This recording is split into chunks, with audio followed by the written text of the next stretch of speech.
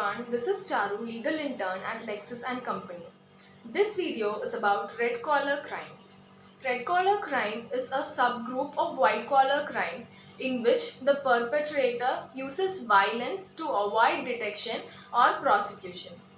Although red collar crimes appear to be a rare event in the US, this is not necessarily the case, and it is advisable for businesses to have a process through which white collar crime can be reported anonymously. The term white collar crime is usually identified with financially motivated, non-violent crimes committed by employees against their employer or by individuals against a financial institution. The crimes typically consist of forgery, insider trading, fraud, or embezzlement, and are estimated by the FBI to cost US businesses more than 300 billion per year. Nobody really knows the true cost of white collar crime because not all white collar crimes are detected.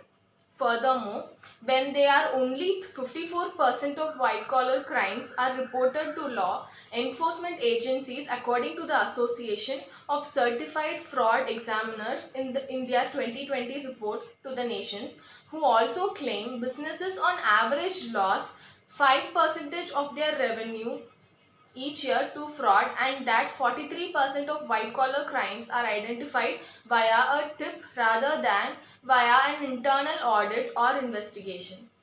So when does the white collar crime turns red?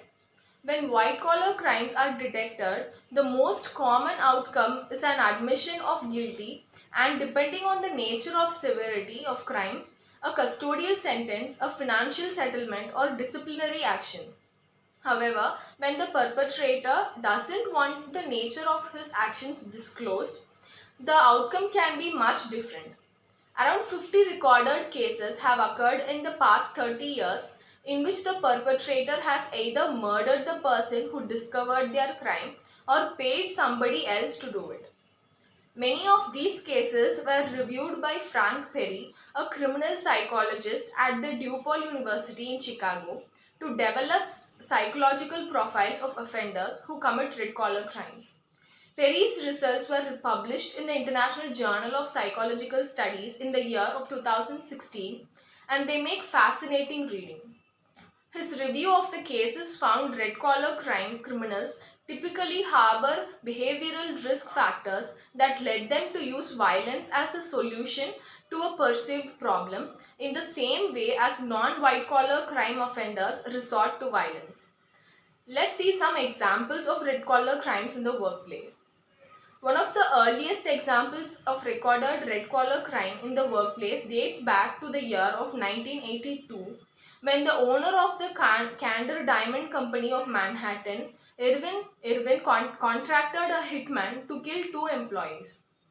The first he suspected of alerting federal prosecutors to his multi-million dollar fraud, and the second was due to testify against him. Even though he had benefited from the fraud himself, in the workplace, red collar crime does not necessarily result in murder or attempted murder of a colleague. In the year of 2008, Sally Rockpatch, an agency examiner with the North Carolina Department of Insurance, was murdered by insurance company owner Michael Howell after she discovered evidence of insurance fraud. In this case, Sally was a lone worker at risk rather than a colleague. More recently, in the year of 2016, a former bank employee, Reyes, was convicted of paying for the murder of a co-conspirator who had been caught conducting check fraud on Reyes' behalf and who had agreed to testify against him. Although not a colleague-on-colleague, red colleague crime, other co-conspirators had worked in the bank with Reyes and were equally as guilty in the check fraud scam. But the pitfall is that the extent of red collar crime is unknown. In the same way as nobody really knows the true cost of white collar crimes, the extent of red collar crimes is also unknown. There could be many dozens more murders attributable to the cover-up of white-collar crime, but because the white-collar crime has remained undetected, the connection is never made. Conversely, a murder could go undetected when a white-collar crime has been discovered. There have been a number of failed red-collar crimes. For example, in the year of 2008, Randy Novak was found guilty of attempting to hire a hitman to murder an IRS agent he believed was about to uncover his tax fraud and money laundering schemes. Unfortunately for Novak, the hitman he tried to hire was an undercover FBI agent who subsequently turned him in. Sometimes white collar criminals turn on, and was the case when Scott Kimball ratted on cellmates Arnold Flowers and Sompong, who had been incarcerated awaiting trial for check fraud. Kimball, who was also accused for check fraud, alleged Flowers had asked him to hire a hitman to kill U.S. District Judge Roselle Holland, U.S. Attorney Crandon Randall, and two witnesses. Due to Kimball being an unreliable witness, the charges were later reduced to witness tampering.